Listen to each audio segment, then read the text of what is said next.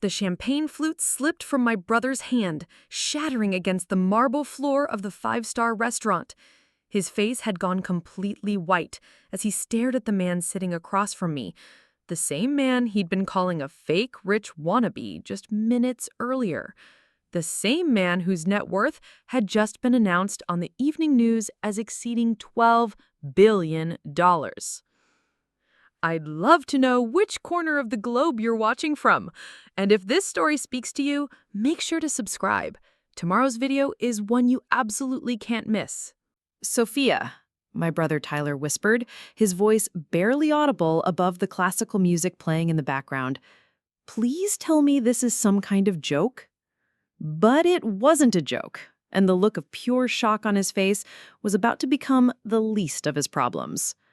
3 months earlier, I was living in a cramped studio apartment in downtown Portland, working double shifts at Romano's Diner just to make rent. The fluorescent lights buzzed overhead as I wiped down tables for the 100th time that day, my feet aching in the worn sneakers I'd been wearing for over a year. The lunch rush had been particularly brutal, with demanding customers and barely enough tips to cover my bus fare home. My phone buzzed with another text from Tyler. Still slinging hash at that dump? When are you going to get a real job, Sophia? You're 26, not 16. I deleted the message without responding.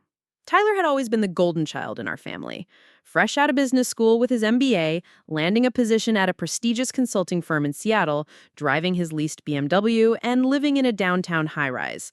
Meanwhile, I was the family disappointment, the English literature major who wasted her education by refusing to climb the corporate ladder. What Tyler didn't know was that I wasn't just serving coffee and pancakes. Every evening after my shift, I went home to my laptop and worked on freelance writing projects. Technical manuals, website content, marketing materials, anything that paid. I'd been building a small but steady client base, and for the first time in months, I could see a path forward that didn't involve living paycheck to paycheck. That Tuesday started like any other. The morning crowd had thinned out, leaving just a few regulars nursing their coffee and reading newspapers. I was refilling the sugar dispensers when he walked in. He didn't look like much at first glance. Faded jeans, a simple gray hoodie, and worn leather boots that had seen better days. His dark hair was slightly messy, like he'd been running his hands through it, and he carried a beat-up laptop bag slung over his shoulder. He found a corner booth and sat down, immediately pulling out his laptop and a stack of papers. "What can I get you?" I asked, approaching his table with my order pad ready. He looked up, and I was struck by his eyes, deep brown and intensely focused, but kind. "Just coffee, black, and maybe some of that apple pie if it's any good." "It's decent," I said honestly. "Not the best you'll ever have, but it'll do the job." He smiled at that. "Honest, I like that. Yeah, I'll take a slice." His name was Marcus, and over the next few weeks, he became a regular. Always the same order, always the same corner booth, always working on his laptop with papers spread around him like he was solving the world's problems. He was polite but kept to himself, never trying to chat me up like some of the other customers did. I found myself looking forward to his visits, though I couldn't quite say why. Maybe it was because he treated me like a person instead of just the waitress. He always said please and thank you, never snapped his fingers to get my attention, and left decent tips even though he only ordered coffee and the occasional piece of pie. One particularly slow afternoon, I noticed him staring at his laptop screen with a frustrated expression. His coffee had gone cold, untouched, and the papers around him were covered in scribbled notes and crossed-out lines. "Rough day?" I asked while refilling his cup. "You could say that. I'm trying to figure out how to explain something complicated in simple terms, and it's harder than it sounds." "What kind of something?" "Technical stuff, boring business things." He waved his hand dismissively, but I caught a glimpse of his laptop screen. It looked like financial projections and market analysis. Definitely not boring to someone who'd spent years helping classmates with their business coursework. "Try me," I said. "I might surprise you." He studied my face for a moment, as if deciding whether I was serious. "Okay. I'm trying to write a proposal for a new renewable energy project. The technology is sound, the market research is solid, but every time I try to write the executive summary, it comes out sounding like a textbook. What's the project?" Solar panel manufacturing, but not just any solar panels. These would be 30% more efficient than current models and cost significantly less to produce. I set the coffee pot down on his table. So you're not trying to sell them solar panels. You're trying to sell them the future of clean energy. You're offering them a chance to be part of something that could change how the world powers itself. His eyebrows shot up. That's actually really good. It's all about the story, I said. People don't buy products, they buy stories. They buy the vision of who they could become by being part of what you're offering.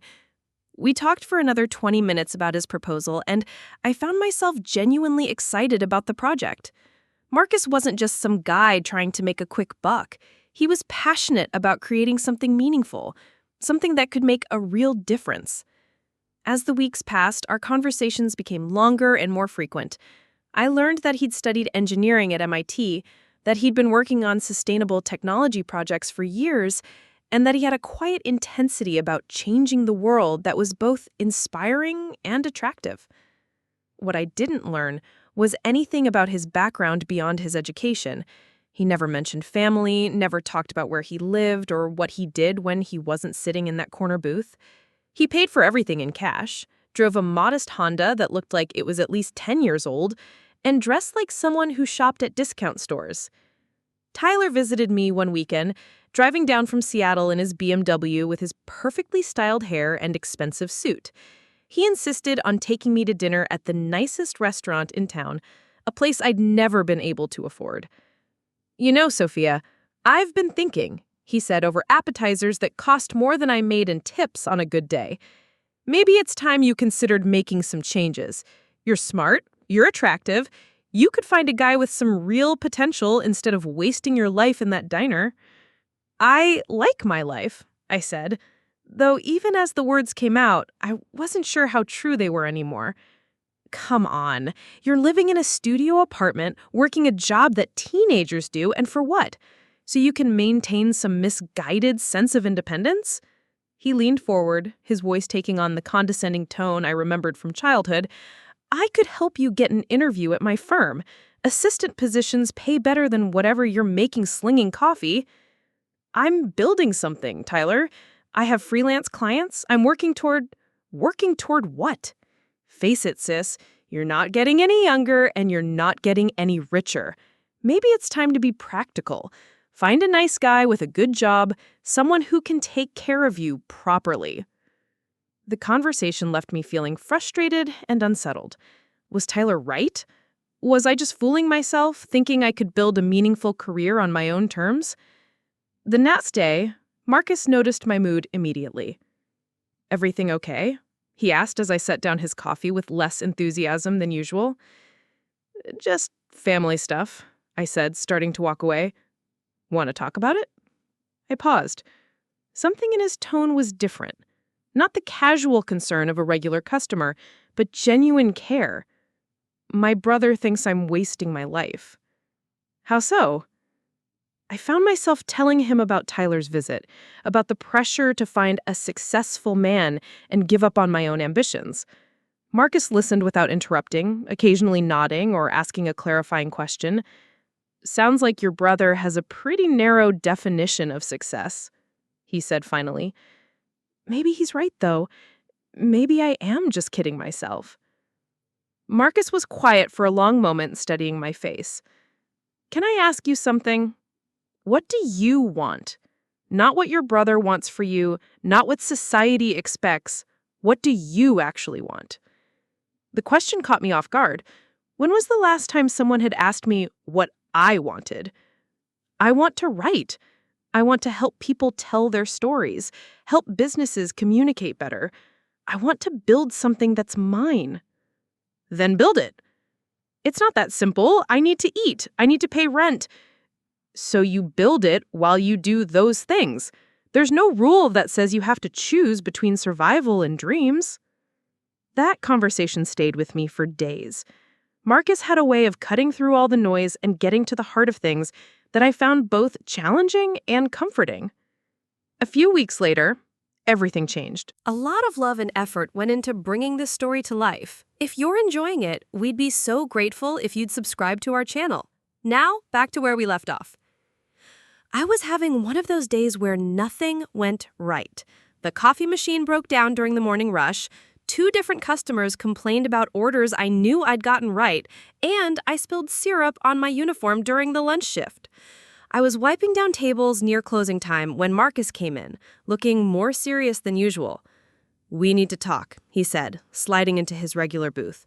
My heart jumped. That phrase never preceded good news. "What's wrong?" I asked, sitting down across from him. "I haven't been completely honest with you," he began, and my stomach dropped. "About who I am, about what I do. Here it comes," I thought. He's married, he's moving away, he's been lying about everything. "I know you think I'm just some guy working on a startup project," he continued, "and in a way that's true, but it's not the whole truth." He pulled out his phone and showed me a news article. The headline read, "Tech mogul Marcus Chen announces new $2 billion investment in renewable energy infrastructure." I stared at the screen, then at him, then back at the screen. The photo showed the same man sitting across from me, but in a tailored suit, shaking hands with what looked like government officials. "Marcus Chen," I read aloud, "CEO of Chen Technologies. Net worth estimated at..." I stopped reading and looked up at him. $12 billion? He nodded, looking almost embarrassed. "You're a billionaire," I said, slowly, as if saying it would help it make sense. "I'm sorry I didn't tell you sooner. I wanted to, but..." He ran his hand through his hair, the same gesture I'd seen him make dozens of times when he was working through a difficult problem. "Do you know how hard it is to meet someone who sees you as just a person?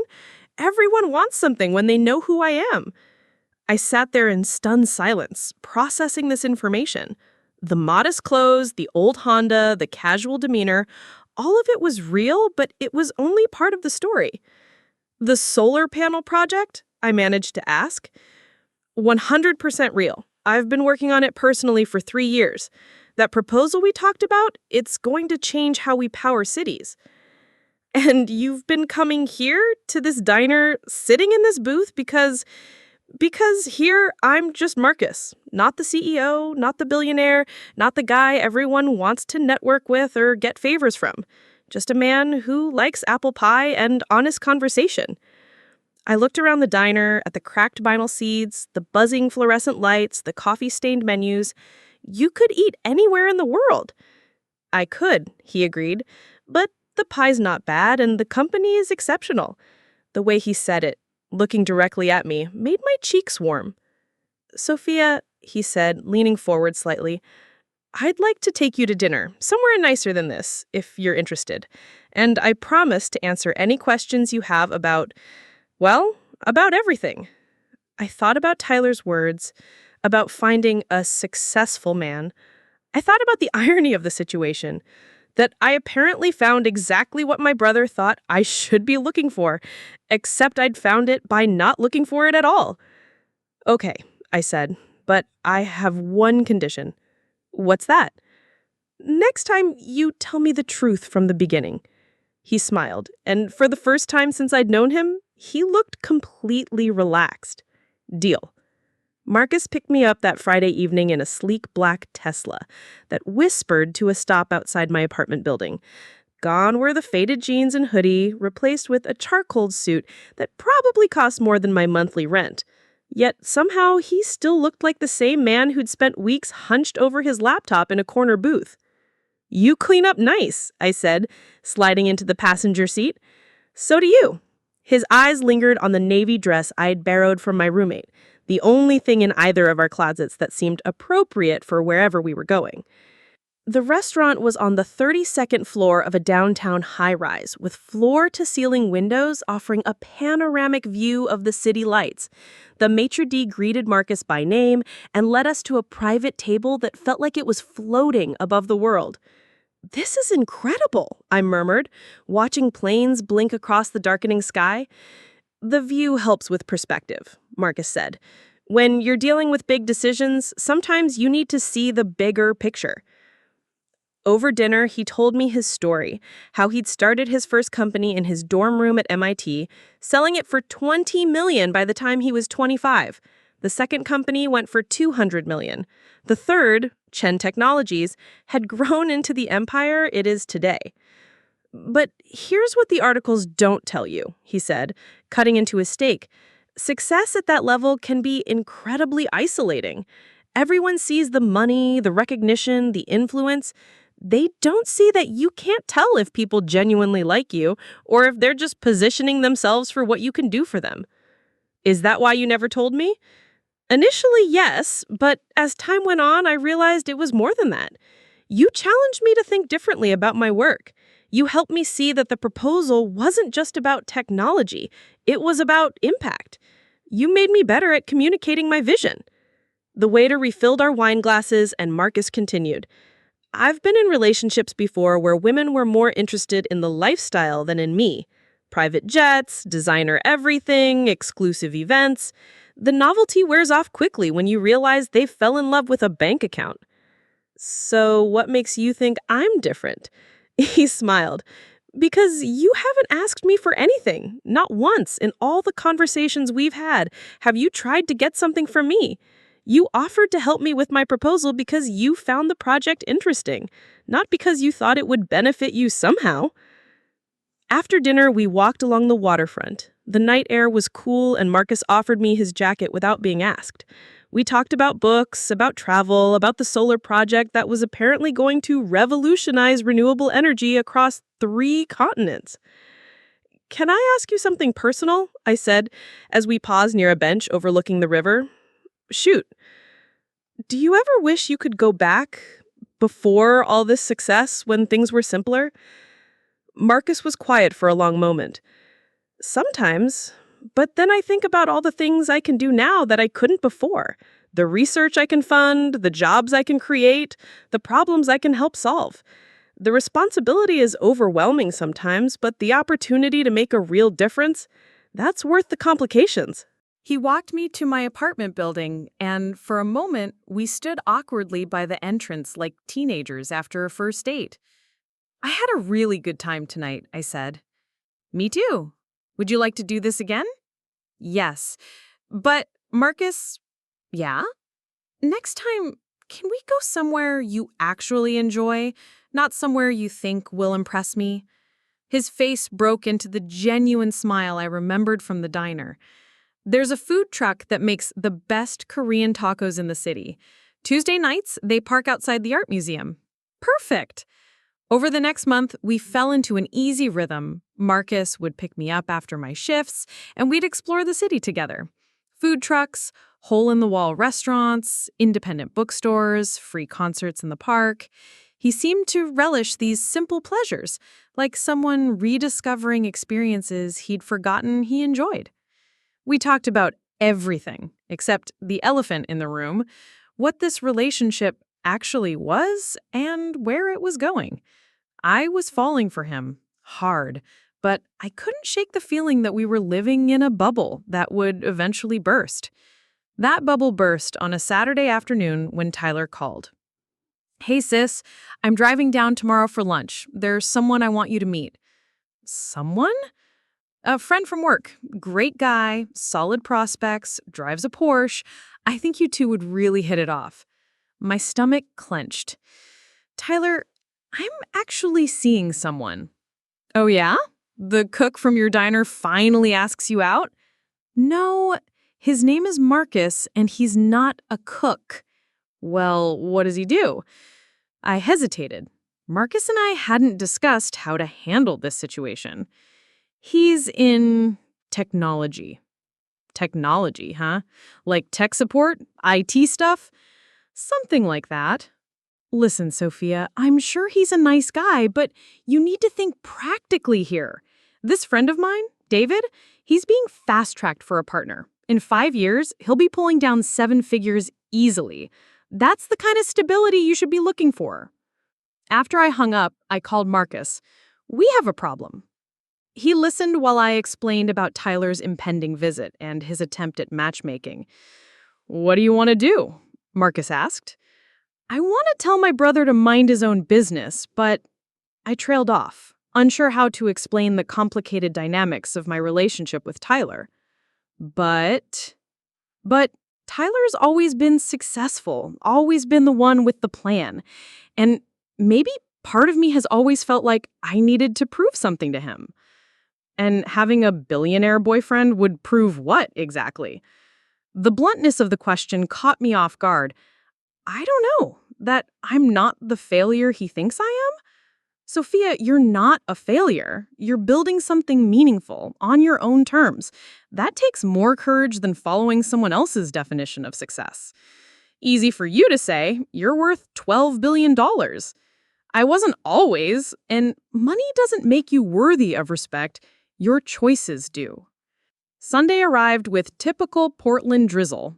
Tyler pulled up in his BMW at exactly noon, accompanied by David, who looked like he'd stepped out of a men's magazine. Perfectly styled hair, expensive watch, confident handshake. "David, this is my sister Sophia," Tyler said, with the pride of a salesman presenting his best product. "Pleasure to meet you," David said, his smile polished and practiced. "Tyler's told me so much about you." We went to the same upscale restaurant Tyler had chosen during his last visit. Over appetizers, David regaled us with stories about his recent promotion, his new condo, and his plans to buy a boat. "Tyler tells me you're working in food service," David said, cutting into his salmon. "That's admirable. Everyone has to start somewhere." "I'm also building a freelance writing business," I replied evenly. "Oh, that's nice. Like a hobby? Like a career?" Tyler jumped in quickly. "Sophia's always been creative, but David, tell her about that client you landed last week, the pharmaceutical deal." As David launched into another story about his professional achievements, I found myself thinking about Marcus, about quiet conversations over apple pie, about his genuine excitement when discussing renewable energy, about the way he listened when I talked about my writing projects. My phone buzzed. A text from Marcus. "How's lunch going? Remember, you don't owe anyone proof of your worth." "Excuse me," I said, standing up. "I need to make a quick call." Outside the restaurant, I dialed Marcus's number. "Get me out of here," I said when he answered. "Where are you?" I gave him the restaurant's address. "How quickly can you be here?" 10 minutes. "Perfect. And Marcus, come as yourself. Real yourself." "What do you mean?" "I mean, don't hide who you are. I'm done hiding who I am, too." When I returned to the table, Tyler was in the middle of explaining my potential to David, as if I weren't sitting right there. "The thing about Sophia is that she's always been creative, but what she needs is someone practical, someone who can help her see the bigger picture." "I can see the bigger picture just fine," I said, sitting down. "Come on, sis. You're 26, working at a diner, living in a studio apartment. Don't you want more than that?" I want something different than that. There's a difference. David leaned forward, his expression sympathetic in a way that made my skin crawl. "Sophia, I understand the appeal of independence, but sometimes we have to be realistic about our limitations." "What limitations would those be?" "Well, for instance, building a sustainable business as a freelancer is incredibly difficult. The failure rate is enormous. Whereas if you were to focus on finding the right partner, someone with established success, someone like you, I'm just saying, two people can accomplish more together than either could alone, especially when one person brings financial stability to the relationship." I was about to respond when I saw Marcus walk into the restaurant. He'd taken my advice. Gone were the casual clothes I was used to seeing him in. Instead, he wore a tailored navy suit that fit him perfectly, paired with a watch that probably cost more than David's car. He moved with the quiet confidence of someone accustomed to walking into rooms where he was the most important person present. The maitre d' recognized him immediately, approaching with the kind of deference reserved for VIP customers. Marcus said something quietly, gestured toward our table, and the man nodded enthusiastically. "Sophia," Marcus said as he approached our table, his voice warm but carrying an authority I'd never heard before. "Sorry I'm late." Tyler and David both looked up, clearly trying to place this new arrival. Tyler's expression was confused. This obviously wasn't the tech support guy he'd been expecting. "Tyler, David, this is Marcus," I said, standing up. "Marcus, my brother Tyler, and his friend David." Marcus extended his hand to Tyler first. "Marcus Chen, I've heard a lot about you." The name didn't immediately register, but something about Marcus's presence had shifted the entire energy of the table. David, who'd been holding court just moments before, suddenly seemed smaller, less certain. "Marcus Chen?" Tyler repeated slowly, like he was trying to place the name. "I hope you don't mind me joining you," Marcus said, pulling out the chair next to mine. "Sophia mentioned she was having lunch with family." "Not at all," Tyler said, though his voice suggested otherwise. "What line of work are you in, Marcus?" "Technology. Renewable energy, primarily." Marcus's tone was casual, but there was something in the way he carried himself that commanded attention. David, apparently sensing competition, straightened in his chair. "That's interesting. I work in consulting myself. Just landed a major pharmaceutical account, actually." "Congratulations," Marcus said politely. "The pharmaceutical industry has been seeing some interesting developments lately." "Oh, are you familiar with the sector?" "Chen Technologies has some partnerships in that space. We're working on sustainable manufacturing processes for drug production." Tyler's fork paused halfway to his mouth. "Chen Technologies? You've heard of it?" "Heard of it? They're one of the largest tech companies in the world. Wait, Marcus Chen. You're Marcus Chen?" The change in Tyler's demeanor was instantaneous and complete. The casual confidence evaporated, replaced by something that looked almost like panic. "Your—" Tyler's voice came out as barely more than a whisper. "Your worth?" "It's not polite to discuss numbers at the dinner table," Marcus said smoothly, reaching for my hand under the table. David looked between Tyler and Marcus, clearly lost. "I'm sorry, I don't follow." Tyler turned to David, his face pale. "Marcus Chen is one of the wealthiest people in America. He's worth over $12 billion. The restaurant suddenly felt very quiet. David's confident smile faltered completely. "I see," David managed, his voice tight. Marcus squeezed my hand gently. "Sophia was just telling me about your conversation regarding realistic expectations and limitations. I'd love to hear more about that." The silence stretched across our table like a taut wire ready to snap. David's face had gone from confident to confused to completely mortified in the span of 30 seconds. Tyler sat frozen, his fork still suspended in midair, staring at Marcus like he was trying to solve an impossible equation. "12 billion, Tyler finally whispered, more to himself than to anyone else. Marcus maintained his calm composure, but I could feel the tension in his hand as he held mine. "Tyler, right? Sophia's mentioned that you work in consulting in Seattle.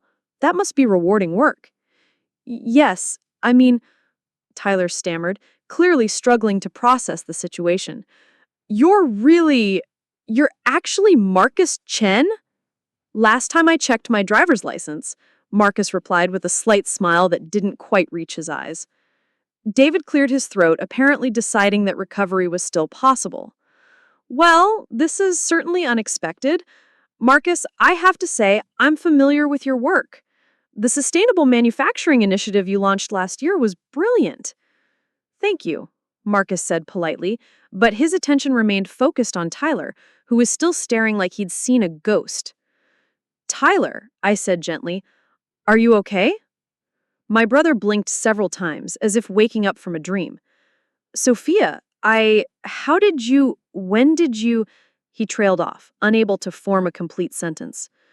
"We met at the diner," I said simply. "He came in for coffee and pie." "The diner?" Tyler repeated slowly. "You met one of the richest men in America? At Romano's diner?" "Stranger things have happened," Marcus said. "Great pie, by the way. Sophia recommended it." David, sensing that the conversation was slipping away from him entirely, made another attempt to regain relevance.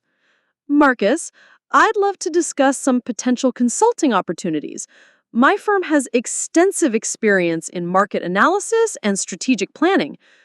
I appreciate the offer, Marcus interrupted smoothly, but we have all the consulting we need. In fact, Sophia's been invaluable in helping me refine some communication strategies for our renewable energy projects. Tyler's head snapped toward me. Sophia's been. What? Your sister has excellent insights into clear, effective communication. She helped me completely restructure a major proposal that's now moving forward with international implementation. Sophia helped you with a business proposal? Tyler said flatly, as if trying to make sense of words in a foreign language. Among other things, Marcus replied, and something in his tone suggested those other things were none of Tyler's business. The waiter approached our table hesitantly. Mr. Chen, your usual table is ready if you'd prefer to move there. That won't be necessary, Marcus said, without looking away from Tyler. We're fine here. Tyler's brain finally seemed to catch up with the situation. Wait, usual table? Do you eat here regularly? Occasionally, when I want privacy for business discussions. Business discussions, Tyler echoed. With Sophia. Among others. I could see the wheels turning in Tyler's head, and I didn't like where they were going. Tyler, what are you thinking? I'm thinking, Tyler said slowly, his initial shock beginning to transform into something else, that this is all very convenient. The temperature at our table seemed to drop 10 degrees. How convenient? Marcus asked, his voice carefully neutral. Oh, come on, Tyler said, his confidence returning now that he thought he understood the situation. My sister, who's been struggling financially for years, suddenly ends up with a billionaire boyfriend? That's not coincidence, that's strategy. Tyler, I warned, but he was just getting started. Don't get me wrong, Sophia. I'm actually impressed. I've been telling you for months that you needed to find someone successful, and you really went all out, didn't you? Heat flooded my cheeks. It's not like that. Sure it isn't. Look, I get it. You saw an opportunity and you took it. Smart move, actually. Though I have to wonder what you did to hook him. Must have been some performance. Marcus's hand tightened around mine, and when I looked at him, I saw something dangerous flash in his eyes. Excuse me? Nothing personal, Tyler said, apparently oblivious to the warning signs. It's just that guys like you don't usually end up with girls like Sophia unless there's something in it for you. And girls like Sophia don't usually land guys like you unless they're very, very good at providing that something. David shifted uncomfortably in his seat, finally recognizing that the conversation had taken a dark turn. Maybe we should... No, this is fascinating, Marcus said, his voice deadly quiet. Please, Tyler, explain what you mean by girls like Sophia? You know what I mean. Waitresses, working class, no real prospects. Tyler was warming to his theme now, apparently misinterpreting Marcus's stillness for agreement. Don't get me wrong, Sophia.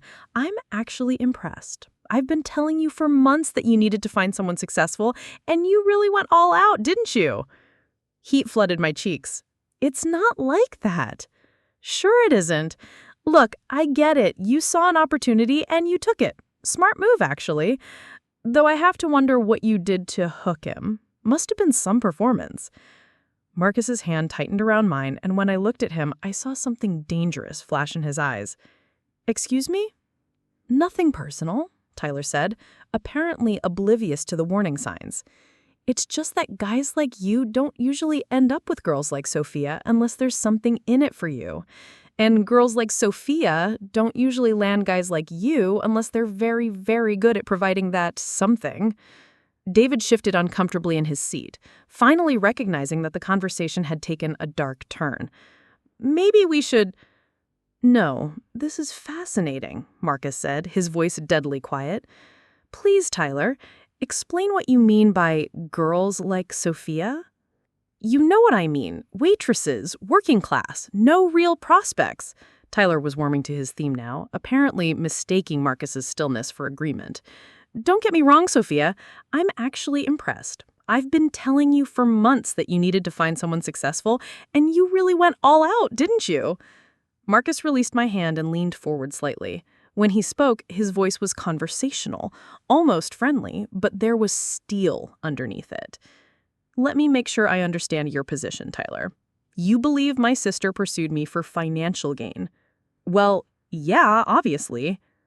And you believe I'm with her because she's good at making guys feel special, which I assume is your euphemistic way of suggesting our relationship is primarily physical. Tyler shrugged. I mean, what else would it be? What else indeed?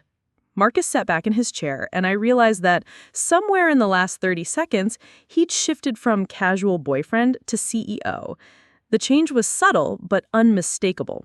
His posture straighter, his gaze sharper, his entire presence suddenly commanding the space around him. Here's what I find interesting, Tyler. In the time I've known Sophia, she's never once asked me for money, never hinted that she'd like expensive gifts, never suggested I pay her bills or upgrade her living situation. In fact, when I offered to help with some of her expenses, she declined. Tyler's expression flickered with uncertainty. She's also never tried to leverage our relationship for professional gain. When I mentioned that I could introduce her to potential clients for her writing business, she said she preferred to build her reputation on her own merit. Well, she's playing the long game. Then, am I finished? Marcus's question was quiet, but it cut through Tyler's words like a knife. Tyler's mouth snapped shut. Furthermore, Sophia and I have consistently pushed me to be more authentic, more grounded. She's encouraged me to reconnect with simple pleasures I'd forgotten about. She's made me a better communicator, a more thoughtful leader, and frankly, a happier person. So, I'm curious, in what way exactly does any of that support your theory? Tyler opened his mouth, then closed it again. But let's say you're right. Let's say Sophia did target me for financial reasons. What does that make me, exactly? Some pathetic billionaire who can't tell when he's being manipulated? Some desperate rich guy who has to pay for companionship? I didn't mean... Because if that's your assessment of my judgment and character, I'm not sure why you'd want your sister involved with someone so foolish and pathetic. David had gone completely silent, apparently fascinated by the pattern on his napkin. Or maybe, Marcus said, maybe your assessment of the situation says more about how you view your sister than how you view me. Now, wait a minute. Do you know what Sophia and I talked about during our first real conversation?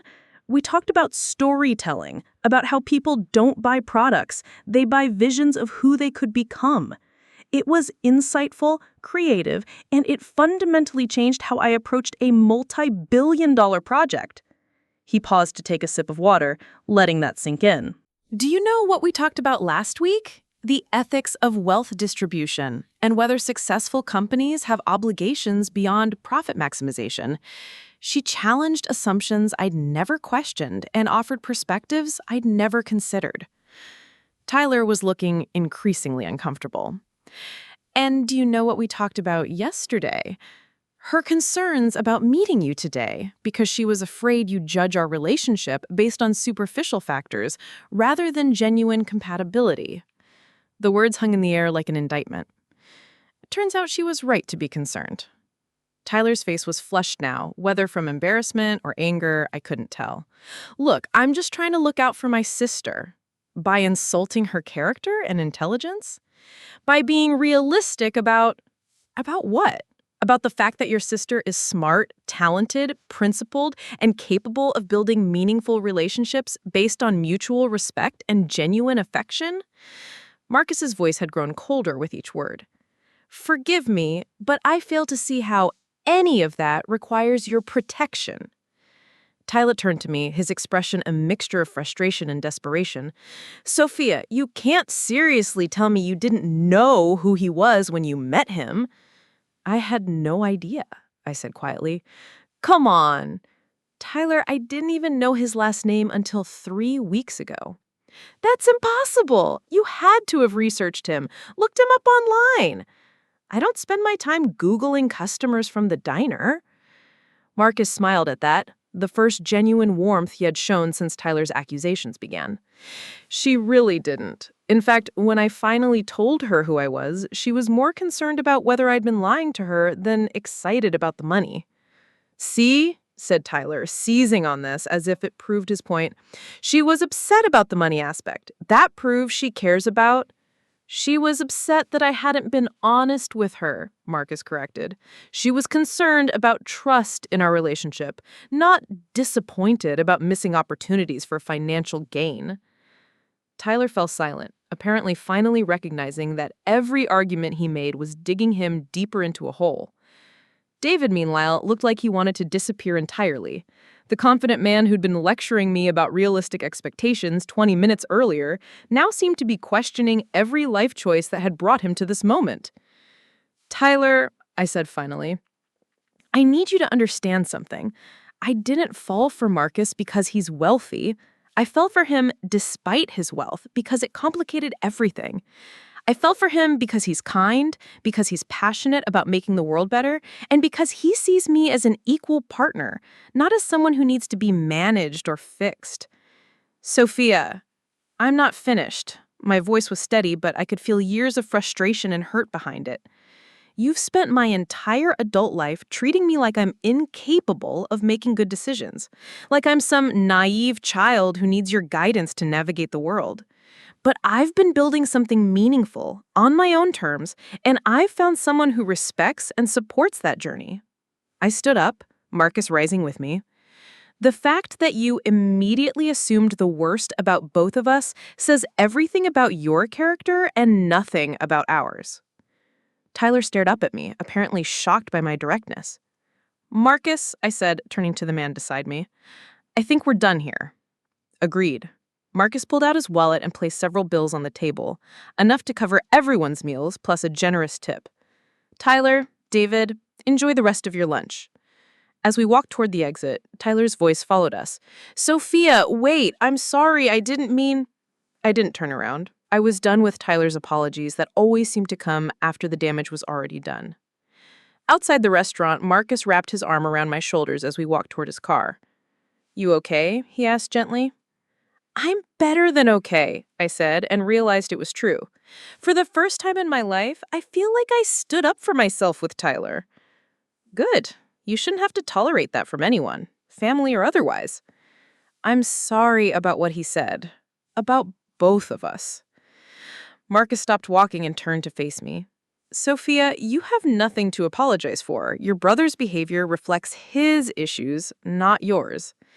Still, it must have been uncomfortable. The only thing that made me uncomfortable was watching him hurt you." Marcus cupped my face gently in his hands.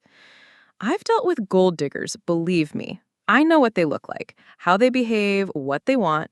You are nothing like that." "How can you be so sure?" "Because gold diggers don't turn down offers of help. They insist on paying their own way. They challenge me to be a better person or call me out when I'm being arrogant or shallow." He kissed my forehead softly.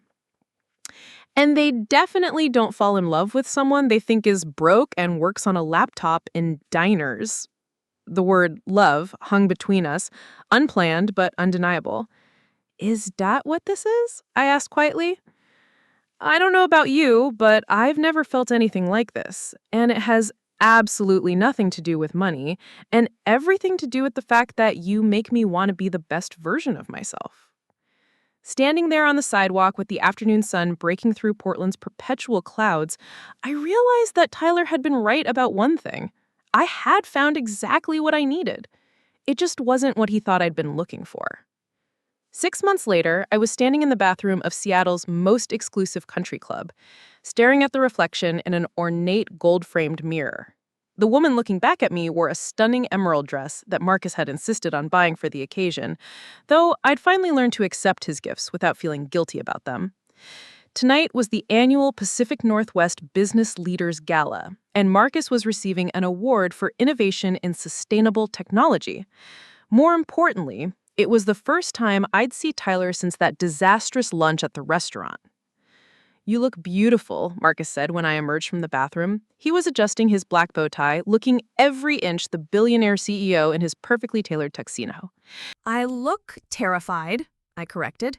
That too. He smiled and pulled me close. But we don't have to stay long. Show our faces, accept the award, eat some overpriced food, and get out of there. What if Tyler tries to approach us? Then we'll handle it together. But Sophia, you don't owe him anything. Not conversation, not forgiveness, nothing. The ballroom was a sea of designer gowns and expensive suits, filled with the kind of people who made decisions that affected entire industries.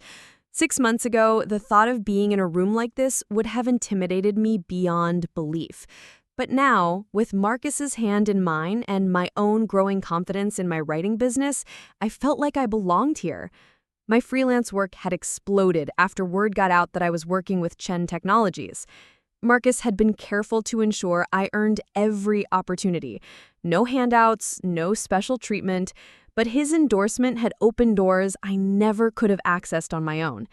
I now had a waiting list of clients and had recently hired 2 other writers to help handle the workload.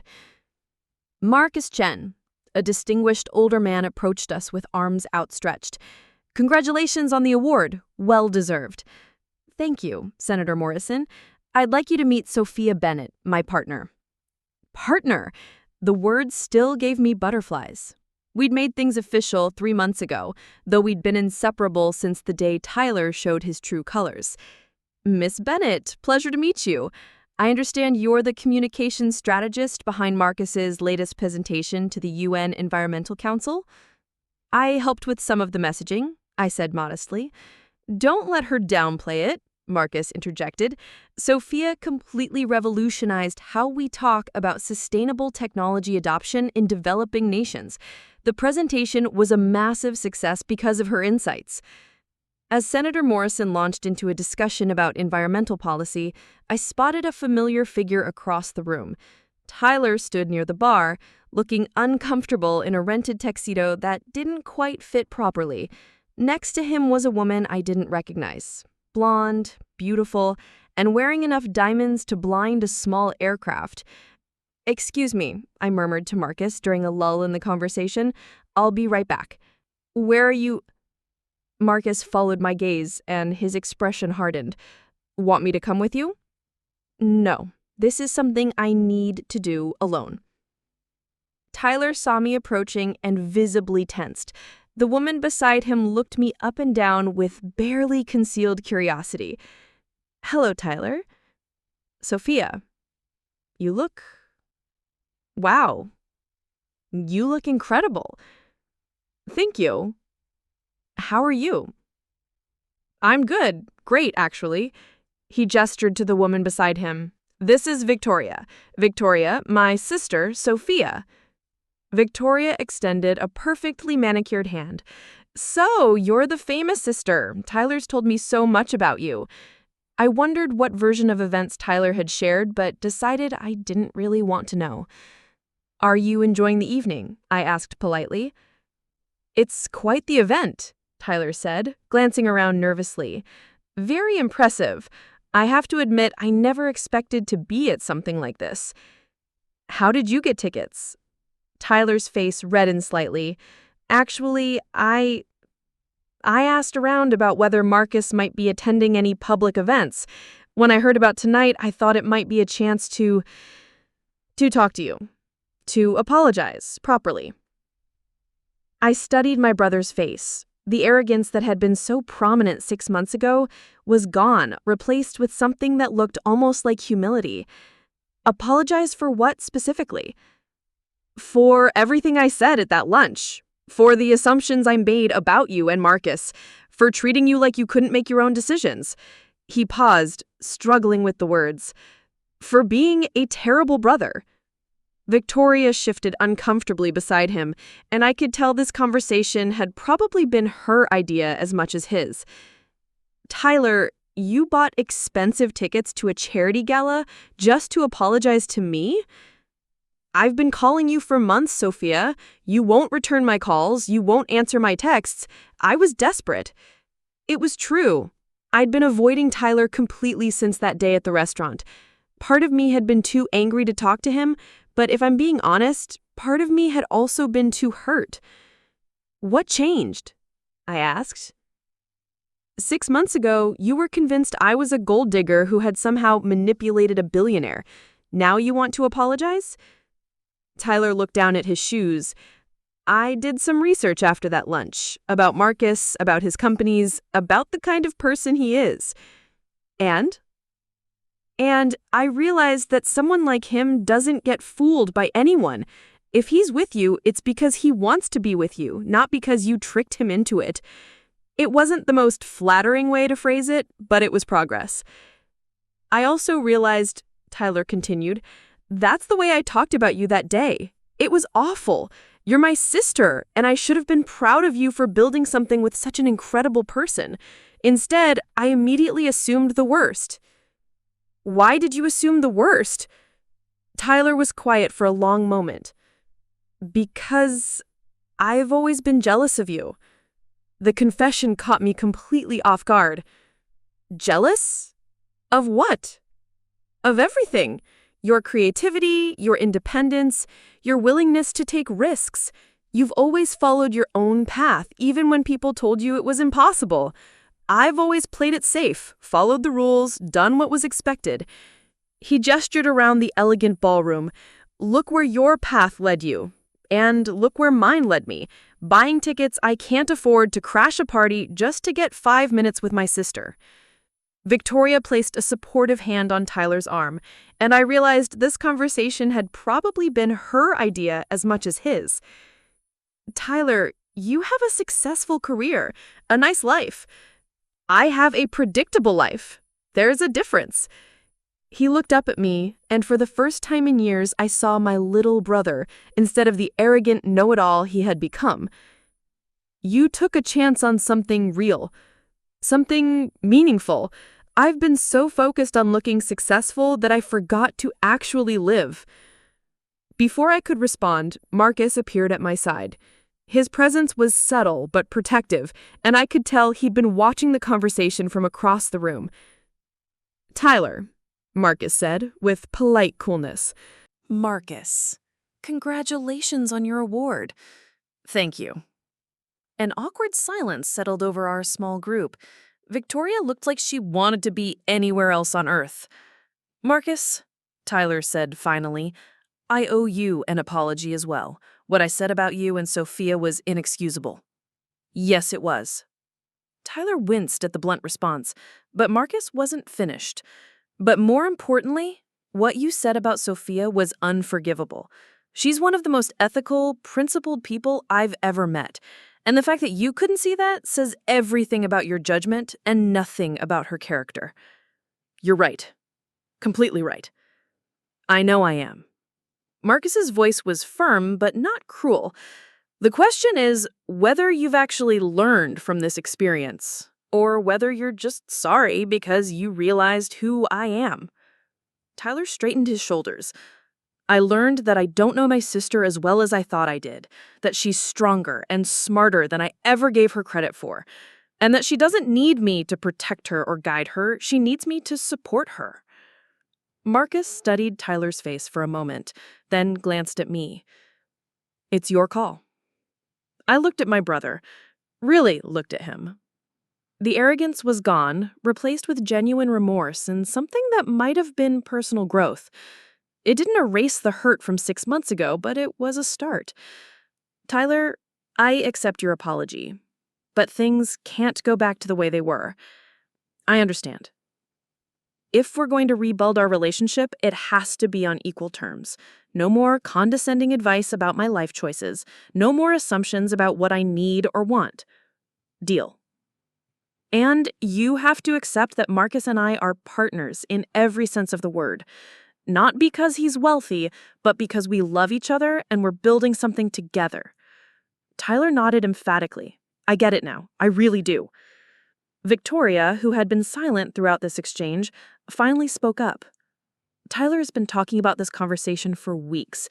He's been genuinely torn up about how things ended between you two." I looked at the woman beside my brother and realized she wasn't the shallow trophy girlfriend I'd initially assumed. There was intelligence in her eyes and genuine concern for Tyler's well-being. "Thank you for encouraging him to reach out," I said to her. "Family is important," she replied simply. The lights in the ballroom dimmed, and a voice over the sound system announced that the awards ceremony was about to begin. "We should probably find our seats," Marcus said. "Sophia," Tyler called as we started to walk away, Would you maybe want to have dinner sometime, all four of us, somewhere normal, not fancy, just to talk?" I looked at Marcus, who shrugged. "Up to you." "Okay. But Tyler," "Yeah?" "Next time you want to introduce me to someone, ask first, and trust that I'm capable of making my own decisions about who I want to date." Tyler smiled, the first genuine smile I'd seen from him all evening. "I promise." As we walked toward our table, Marcus leaned down to whisper in my ear, "How do you feel?" "Lighter," I said, surprised by the truth of it. I didn't realize how much anger I was carrying around. "Think you'll actually have dinner with them?" "Maybe. People can change, right?" "Some people can. The question is whether they will." 20 minutes later, Marcus was on stage, accepting his award for innovation in sustainable technology. In his speech, he talked about the importance of clear communication in driving social change, and about how the best ideas mean nothing if they can't be shared effectively. I've been fortunate to work with some incredibly talented people who've taught me that true partnership means bringing out the best in each other, challenging each other to grow, and building something together that's greater than what either could achieve alone. The audience applauded, but I barely heard it. 6 months ago, I was a waitress, living paycheck to paycheck, convinced that I was the family failure. Tonight, I was sitting in a ballroom full of the most powerful people in the Pacific Northwest, celebrating the success of the man I loved and the business I built. But more than that, I finally felt like I knew who I was and what I was worth, not because of Marcus's money or success, but because I'd learned to value my own contributions and trust my own judgment. Tyler caught my eye from across the room and raised his glass in a small salute. It wasn't forgiveness, not yet, but it was acknowledgement. Recognition that maybe, just maybe, the path I'd chosen for myself was exactly where I was supposed to be. As Marcus returned to our table with his award, he kissed my cheek and whispered, "Ready to get out of here?" "More than ready." "Good, because I have something I want to show you." "What kind of something?" His smile was mysterious, excited, and a little nervous all at once. "The kind of something that requires champagne and privacy." As we made our way toward the exit, I realized that for the first time in my adult life, I had no idea what tomorrow would bring. And for the first time in my adult life, that uncertainty felt like freedom instead of fear. Whatever Marcus wanted to show me, whatever came next in our story, I was ready for it. We'd built something real together, something that could withstand family drama and public scrutiny, and all the complications that came with loving someone whose life existed on a completely different scale than anything I'd ever imagined. But at its core, it was simple. We'd found each other in a corner booth at a diner, over coffee and honest conversation, and the shared belief that the best relationships are built on mutual respect, genuine affection, and the courage to be vulnerable with another person. Everything else was just details. The champagne Marcus had mentioned turned out to be a vintage bottle from his private collection, waiting for us in his penthouse overlooking the city.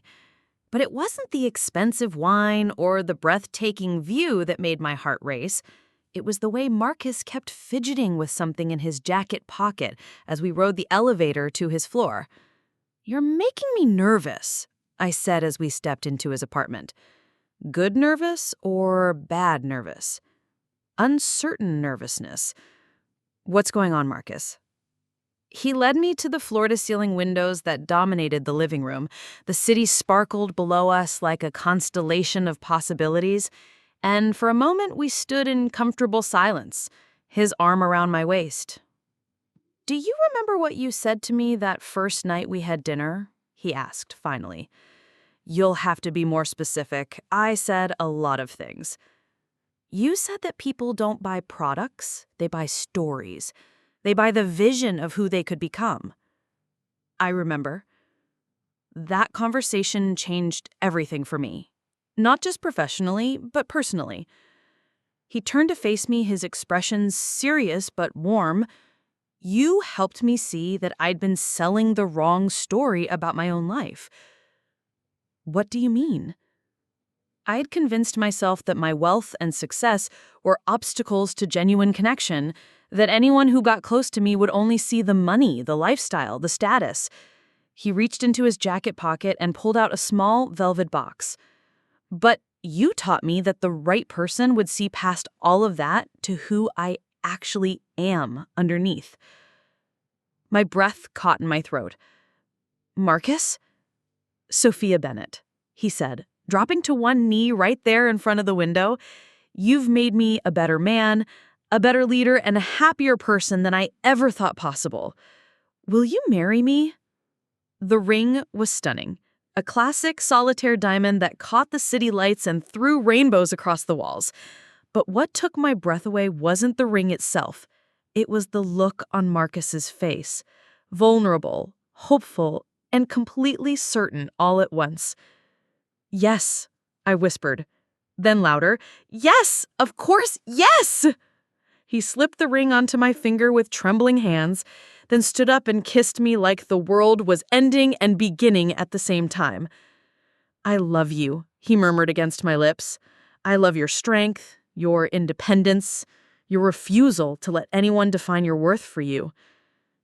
I love you too, I said, admiring the way the ring looked on my hand, though I have to ask, how long have you been planning this?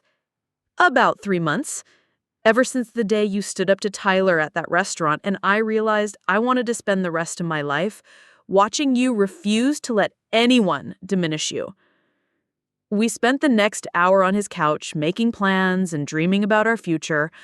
Marcus wanted a small wedding, something intimate and meaningful rather than the society spectacle most people would expect.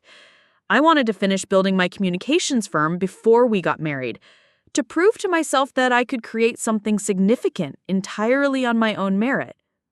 Speaking of your business, Marcus said, refilling our champagne glasses, there's something else I wanted to discuss with you. Please don't tell me you're about to offer me to buy a building or something. Nothing like that. But I do have a proposition. I raised an eyebrow. I'm listening. Chen Technologies is launching a new initiative focused on environmental education and community outreach. We need someone to lead the communication strategy, not just for the company, but for the entire program. And you're offering me the job? I'm offering you the chance to bid on the contract along with several other firms.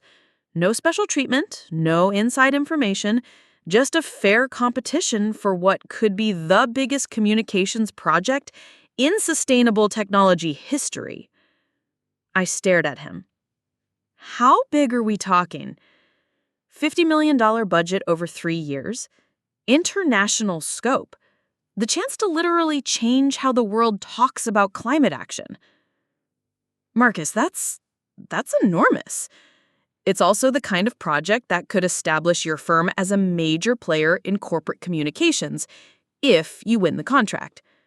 And if I don't win, then you don't win. No hard feelings, no impact on our relationship. Business is business. I set down my champagne glass and looked at him seriously. Are you sure you can separate the two? Professional competition and personal partnership. Sophia, I've seen what you can do. You transformed how my company talks about renewable energy. You've helped 3 other major corporations restructure their environmental messaging, and your client retention rate is 97%. You don't need my help to win this contract. You need the opportunity to compete for it. The magnitude of what he was offering hit me slowly. This wasn't just a job opportunity. It was the chance to prove that everything I'd built over the past year was real, substantial, and capable of competing at the highest levels. When do I get the proposal requirements? Monday morning. along with 6 other firms, including some of the biggest names in corporate communications. No special treatment. None. In fact, I've recused myself from the selection process entirely. My senior team will make the decision solely based on the quality of the proposals. I leaned back on the couch cushions, my mind already racing with ideas. You realize I might not win. You realize I have complete confidence that you will. And if I do win this contract, people are going to say it's because we're engaged. People are going to say that regardless. The question is whether you're going to let other people's assumptions stop you from pursuing opportunities you've earned. He was right, of course. There would always be people ready to diminish my accomplishments, to suggest that my success was somehow undeserved. But I learned over the past year that the only opinion that really mattered was my own. All right, send me the proposal requirements. But Marcus, yeah? If I win this contract, we're keeping business and personal life completely separate. No special access, no pillow talk about company strategy, no using our relationship to influence professional decisions. Agreed, though I have to ask, what if you have questions about the proposal requirements? Then I'll direct them to whoever is managing the competition, just like every other firm. Marcus smiled, the kind of smile that told me this was exactly the response he'd been hoping for. I love how seriously you take your professional integrity. I love that you understand why I have to. 2 weeks later, I was sitting in the conference room of Chen Technologies with my laptop, a stack of research, and the most comprehensive proposal I'd ever written. The presentation was scheduled for 2 p.m., and I'd spent the previous 3 days rehearsing every word, every slide, every possible question the selection committee might ask. Marcus and I had barely spoken about the project since I'd started working on my proposal. We'd agreed that any communication about the contract would go through official channels, and we'd both stuck to that agreement religiously. It had been strange maintaining that professional distance while planning our wedding and building our life together, but it was also oddly reassuring. It proved that we could separate our personal and professional relationships when necessary. The selection committee consisted of 5 people: the chief technology officer, the head of marketing, the director of environmental affairs, the chief financial officer, and an external consultant who specialized in communication strategy. Marcus was notably absent, having kept his promise to recuse himself entirely from the decision-making process. Ms. Bennett, the CTO said as I set up my presentation, "We're looking forward to hearing your proposal." "Thank you. I'm excited to share my vision for how Chen Technologies can lead the conversation about environmental responsibility." For the next 45 minutes, I presented the most ambitious communication strategy I'd ever developed. It wasn't just about promoting Chen Technologies' environmental initiatives. It was about creating a movement, a fundamental shift in how corporations talked about their responsibility to the planet and future generations.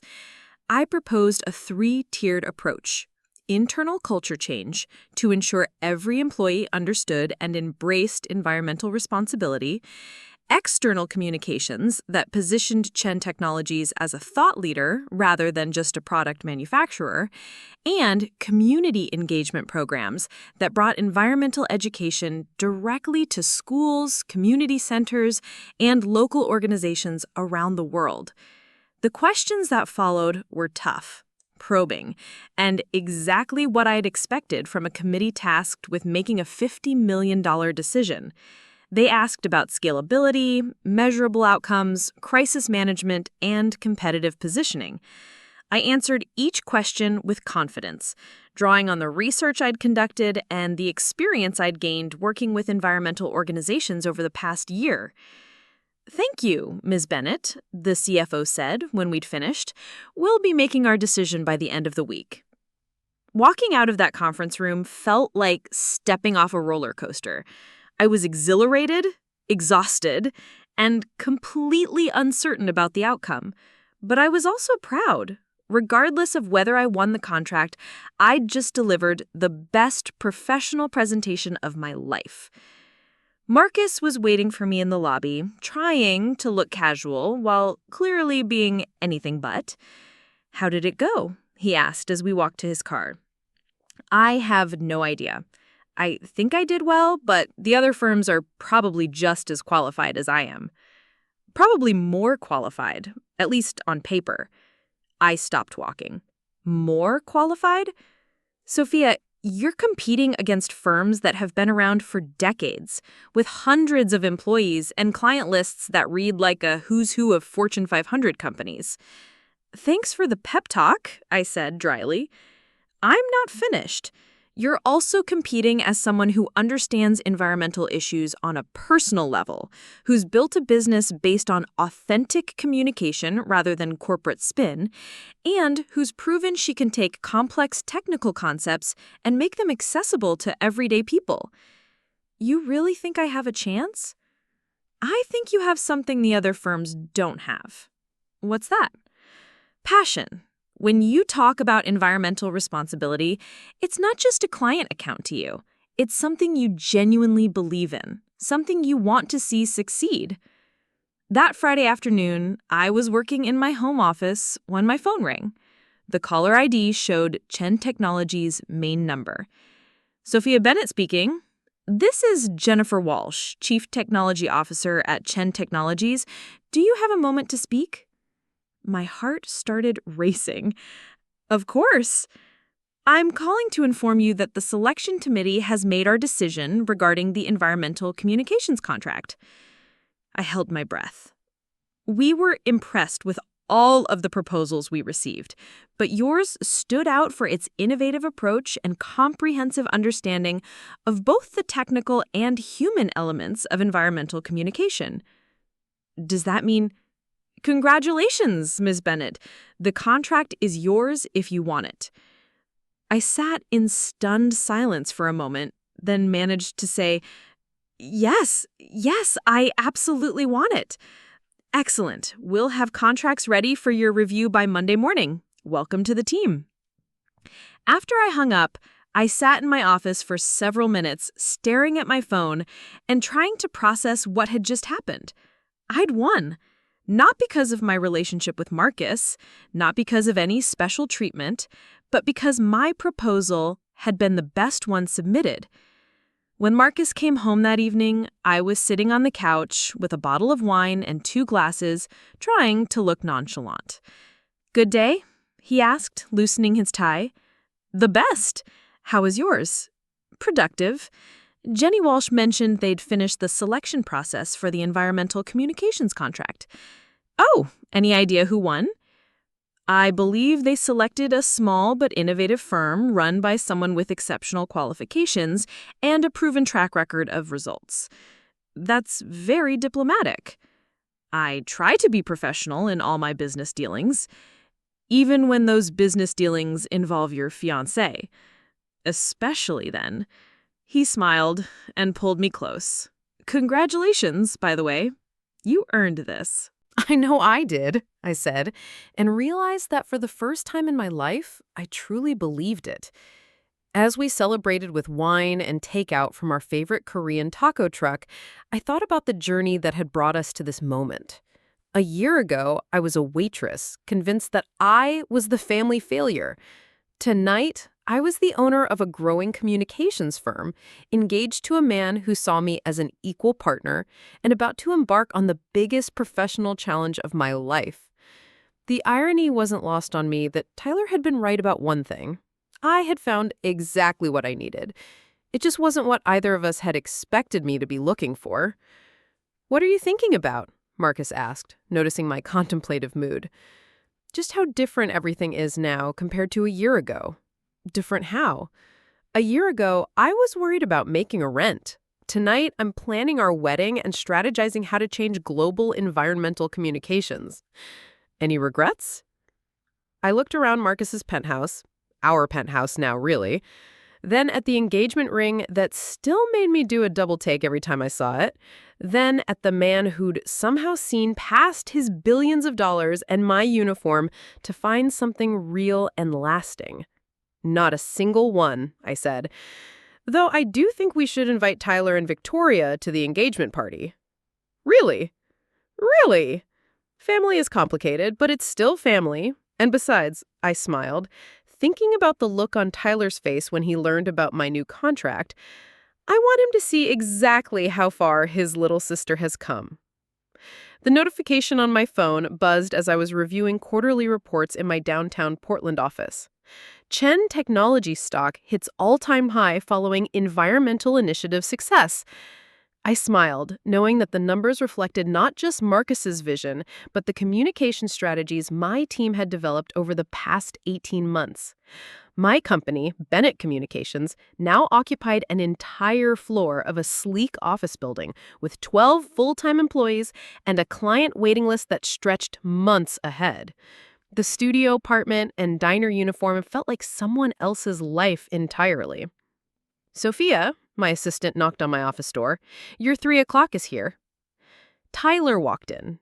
But this wasn't the arrogant businessman I remembered from that disastrous lunch. He carried himself differently now.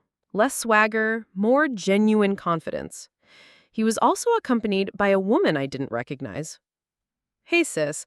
I hope you don't mind that I brought someone. This is Dr. Amanda Rivers from Portland State University. Dr. Rivers stepped forward with a warm smile. Ms. Bennett, I'm researching successful women entrepreneurs in the Pacific Northwest. Your company's growth trajectory is remarkable, and I'd love to include your story in my upcoming study. My story? From waitress to running one of the region's most innovative communications firms in under 2 years. That's not just business success. That's a complete paradigm shift. Tyler cleared his throat. Actually, that's kind of why I'm here too. Amanda and I met at a conference about family dynamics and professional development. When she mentioned she was studying your company, I realized I had some things I needed to say. We settled into the seating area of my office, and Tyler looked unusually nervous. Sophia, I've been thinking a lot about that day at the restaurant, about the things I said, the assumptions I made. Tyler, we've moved past that. No, let me finish. I said you were a gold digger, but I've been watching you for the past 1.5 years, and I realized something. You never actually changed your lifestyle much, did you? I thought about it. What do you mean? You still live in the same apartment, still drive the same car, still eat at the same casual restaurants. Marcus could afford to buy you anything, and you've chosen to stay exactly who you were. Because I like who I am.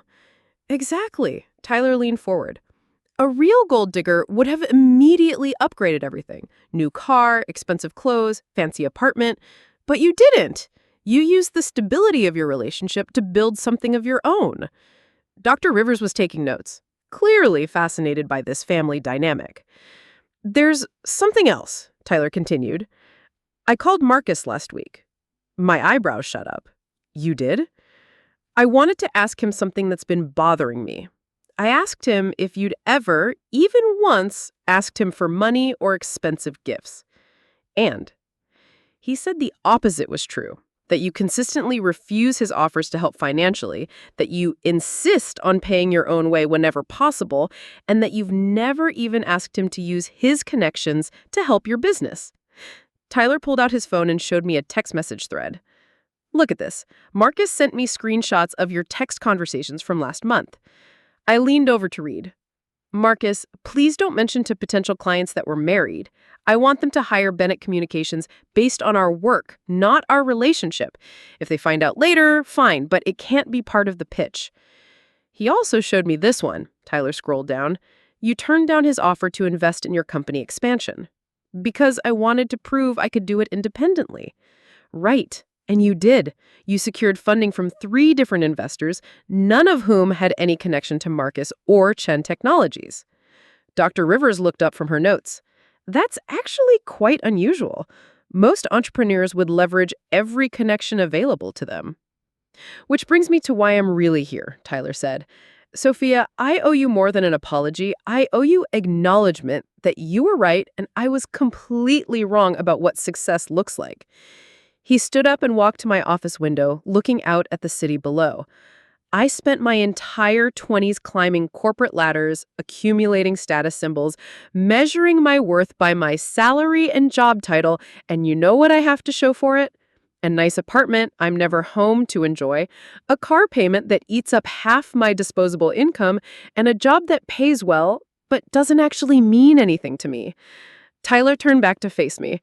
Meanwhile, you built something that matters. Your environmental campaigns have actually changed how people think about sustainability. Your company creates jobs and develops talent. You've made a real difference in the world. Tyler, I'm not finished. Last month, I quit my job. I stared at him. You what?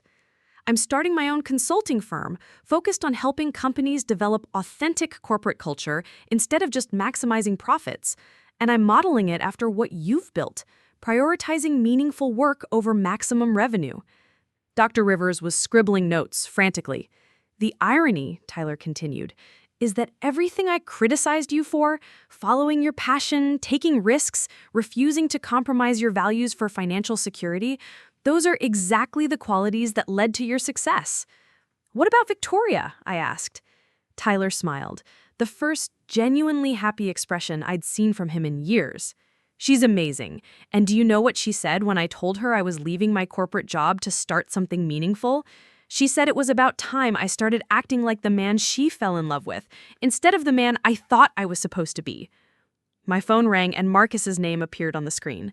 Sorry, this might be important. Sophia? Marcus's voice was excited.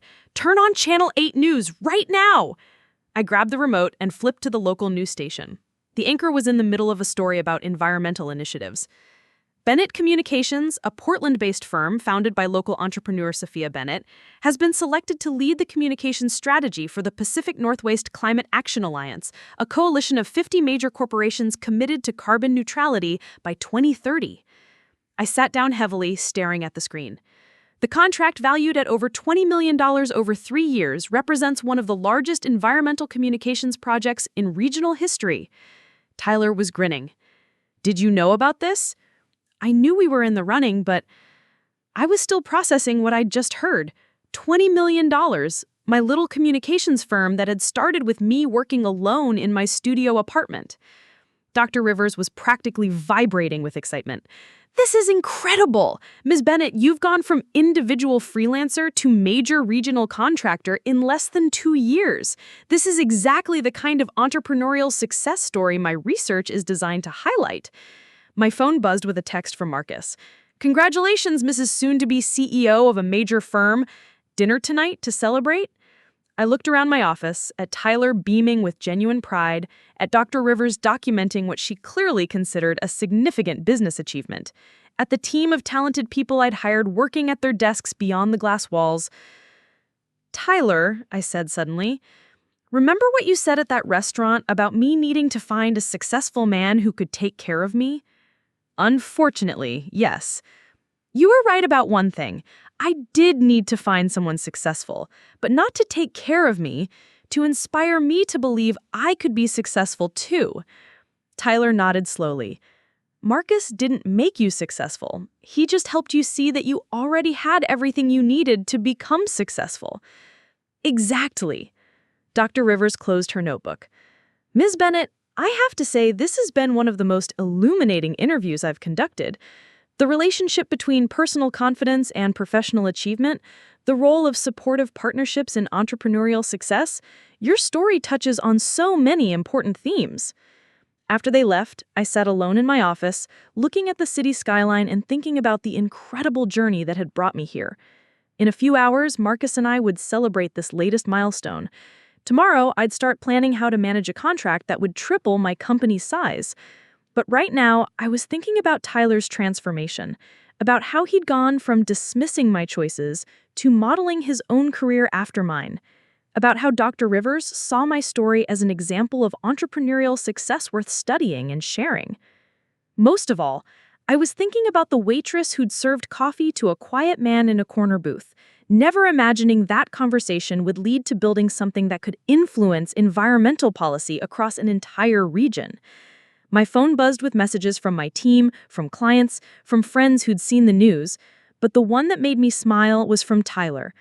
"I'm proud to be your brother, always have been, even when I was too stupid to show it properly." I typed back, "Thank you for finally learning to listen instead of lecture. It means everything to me." As I gathered my things to leave for the day, I caught my reflection in the office window. The woman looking back at me was confident, successful, and genuinely happy. She bore little resemblance to the uncertain waitress who'd once worried about making rent. But she had the same values, the same determination, and the same refusal to let other people's limitations become her own. Tyler called me a gold digger, but he'd been wrong about what kind of treasure I was seeking. I'd been digging for something much more valuable than money. I'd been searching for the courage to become who I was meant to be. And I found it. Looking for more? We've got 2 amazing stories ready for you right on screen. If this one touched you, these are absolutely worth your time. Click to watch them now. And hey, subscribe and hit that bell to never miss our latest uploads.